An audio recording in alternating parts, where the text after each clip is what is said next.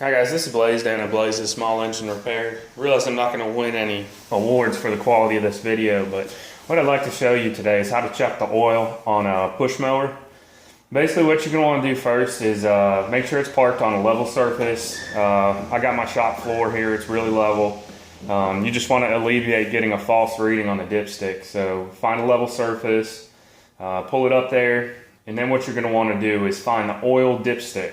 And on this particular engine, the oil dipstick is right here.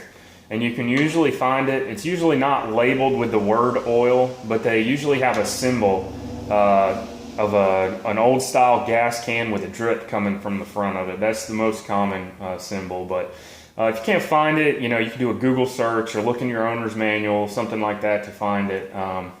But anyhow, so we got the oil dipstick right here, and all you're going to want to do is twist it.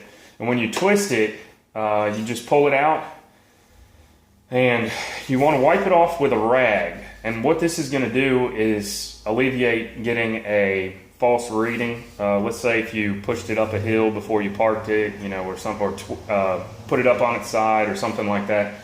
So what you're going to do is just go ahead and wipe it off and stick it back on there. And you got to make sure that the notches are in the groove. Some of them are actually threaded. Some oil dipsticks are threaded.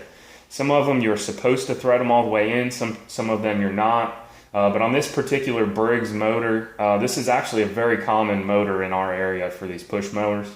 Anyhow, what you're going to want to do is stick it on there all the way, and then just pull it straight out and look at where the reading is at.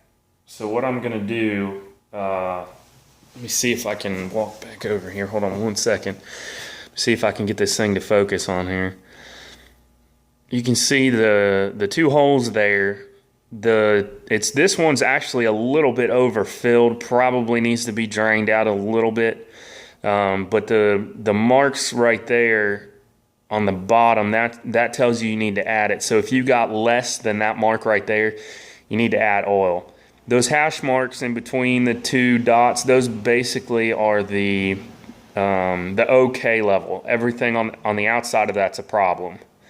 So that's basically all you're going to do. And when you stick it back on there, you just twist it back on. It's pretty simple. Basically all you need is a rag to check it. And I'll go ahead and show you guys how to fill it if it's low, if it's too low and you need to add oil. What you're going to want to do after you check it, you realize the oil's low, you need to add some oil.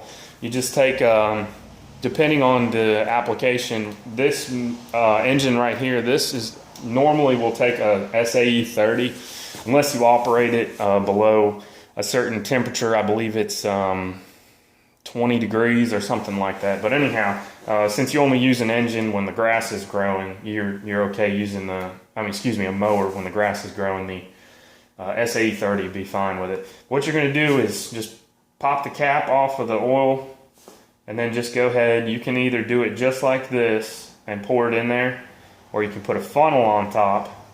If your hand is steady, you can usually just kind of dump it in there, without a funnel. But that's basically all. That's basically all that there is to it.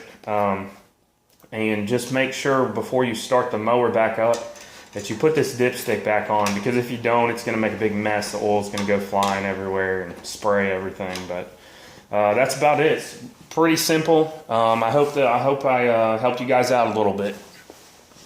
Thanks for watching.